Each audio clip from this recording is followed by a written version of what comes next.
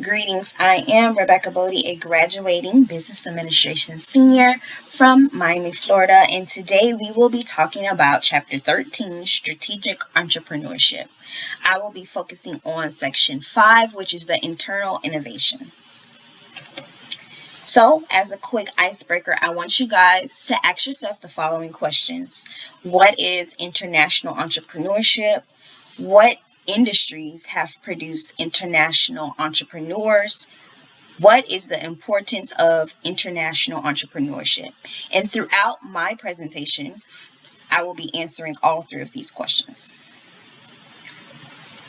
So a quick agenda, we will first go over the objective.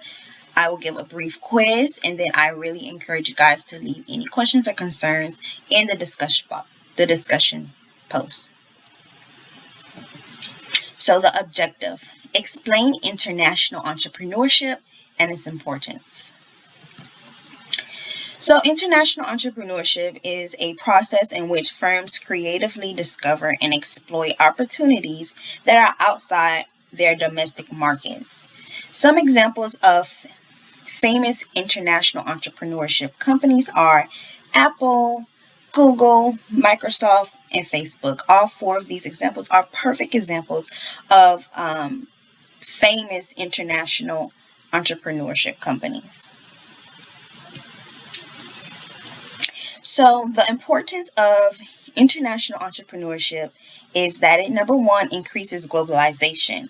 Globalization refers to the international interaction among people and companies of different cultures and countries through the exchanging of ideas, products, and cultural practices. Number two, international entrepreneurship has also been proven to enhance the company's performance.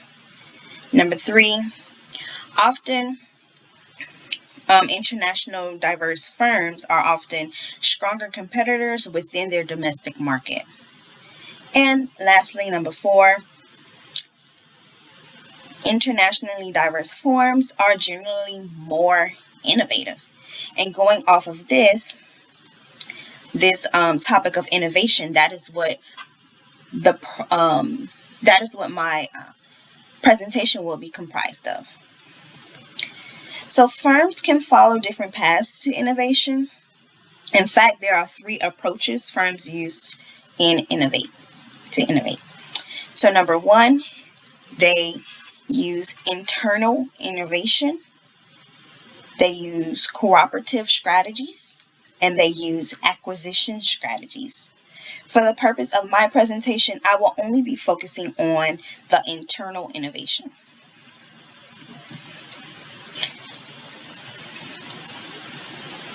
So internal innovation involves research and development and forming internal corporate ventures.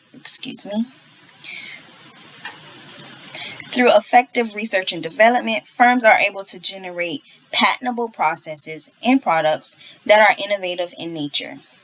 So to simply put this, internal innovation basically means change within an organization. So firms invest in research and development to produce two primary types of innovation. One, incremental, and two, radical. So incremental innovations is built on existing knowledge base and provides small improvements in current products. An example of this is adding a different kind of whitening agent to a soap detergent. So incremental innovations are usually cheaper, easier to produce, and involves a less risk compared to the radical innovation. And this is primarily because they're not making a new product, they're more so just adding improvements to an existing product. So because they're doing that, of course it's going to be cheaper, easier to produce, and definitely involve less risk. On the other hand, we have radical innovations. So Radical innovations usually provide a significant amount of technological changes and creates new knowledge. An example of this will be the development of driverless cars. Although they are more risky, radical innovations have the potential to contribute more significantly to a firm's efforts to earn above average returns.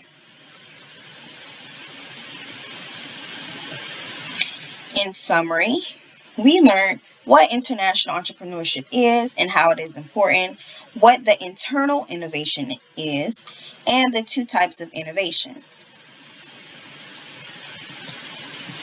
So now I'm going to ask a few questions to test your knowledge.